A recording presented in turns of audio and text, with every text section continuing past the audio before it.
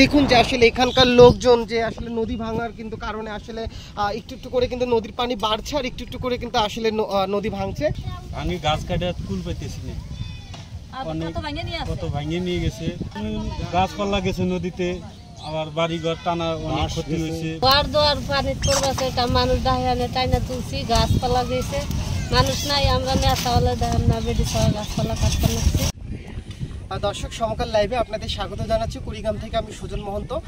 দর্শক যেমনটা জানেন যে কুড়িগ্রাম জেলার যে উত্তর অঞ্চলের যে নদ নদী, সেই নদ নদী কিন্তু আসলে গতকাল রাত থেকে কিন্তু এখানকার পানি বাড়া কিন্তু বাড়ছে এবং পানি কিন্তু ইতিমধ্যে আমরা যেটা দেখেছি সকালবেলা যে এখানকার কুড়িগ্রামের যে প্রধান দুটি নদী তিস্তা এবং দুধকুমার যে নদ রয়েছে, এটি কিন্তু এখন পর্যন্ত কিন্তু বিপদসীমার উপর দিয়ে কিন্তু প্রবাহমান হচ্ছে।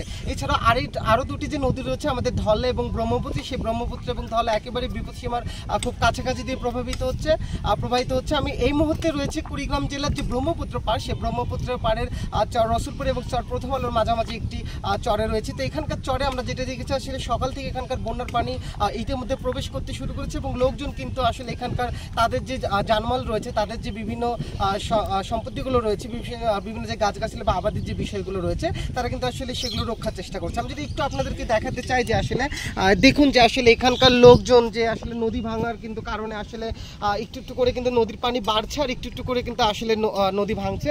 এবং আমরা যদি আরেকটা আপনাকে দেখাতে চাই যে এখানকার আসলে যারা বসতি রয়েছে, এখানকার স্থানীয় জনগণ যারা রয়েছে, তারা কিন্তু আসলে ক্রমান্বয়ে তাদের যে সয় সম্পদ যদি আমরা বলি, সেগুলো কিন্তু আসলে রক্ষা করার চেষ্টা করছেন।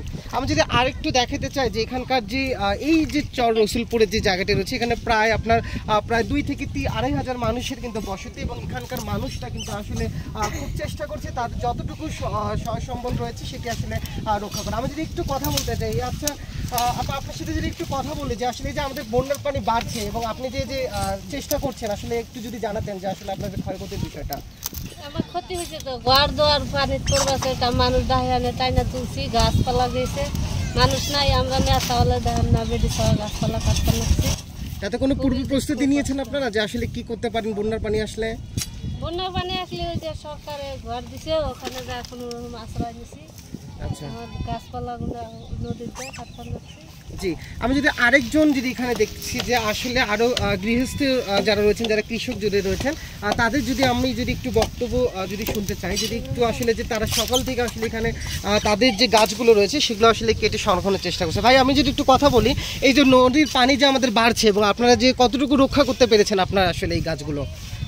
আমরা আসলে নদী খুব চাপ, ভাঙি গাছ কাটে কুল পাইতেছি না, কত ভাঙিয়ে নিয়ে গেছে, আমরা অনেক পরিশ্রমের উপরে আছি। এখন পর্যন্ত কি ধরনের ক্ষতি হয়েছে আপনার? অনেক ক্ষতি হয়েছে আমাদের। অনেক বলতে কি ধরনের ক্ষতি হয়েছে? গাছপালা গেছে নদীতে, আবার বাড়ি ঘর টানা অনেক ক্ষতি হয়েছে, মানে বাড়ি নিয়ে এখনো বাড়ি তুলতে পারি নাই, আমরা কোনো রকম ভাবে এক জায়গায় চাইতে আছি।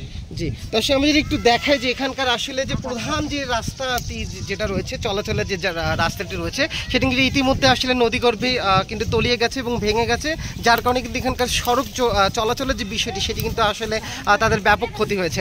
আমি যদি একটু তথ্য জানাতে চাই, জেলার পাওবো অর্থাৎ পানি উন্নয়ন বোর্ড আমাদের যেটা জানিয়েছে, এখন পর্যন্ত দুধকুমার নদের পানি কিন্তু আমাদের বিপদসীমার 5 সেন্টিমিটার উপর দিয়ে এবং আমাদের তিস্তা নদীর পানি 2 সেন্টিমিটার উপর দিয়ে প্রবাহিত হচ্ছে। তো সব মিলিয়ে আমরা যদি বলি যে আসলে কুড়িগ্রাম জেলায় কিন্তু আজকে সারাদিনে 162 মিলিমিটার বৃষ্টিপাত হয়েছে এবং নদ নদীর পানি কিন্তু প্রতিনিয়ত আসলে ক্রমান্বয়ে বাড়ছে। এবং এখন যেটা আমরা জানি যে এখানকার নির্বাহী প্রকৌশলী পানি উন্নয়ন বোর্ড যেটা জানিয়েছেন যে আসলে আজকালের মধ্যে হয়তো এখানে স্বল্পমেয়াদী একটি বন্যা পরিস্থিতির সৃষ্টি হতে পারে। তো সব মিলে কুড়িগ্রামের জেলা প্রশাসন থেকে শুরু করে সর্বস্ত প্রস্তুতির যে বিষয়টি, তারা কিন্তু ক্রমান্বয়ে প্রস্তুতি নিচ্ছে এবং এখন পর্যন্ত লোকজন কিন্তু কিছুটা ক্ষতির শিকার হচ্ছে। তো সব মিলে কুড়িগ্রাম জেলায় এই ছিল আমার কাছে বন্যা পরিস্থিতির সর্বশেষ পরিস্থিতি।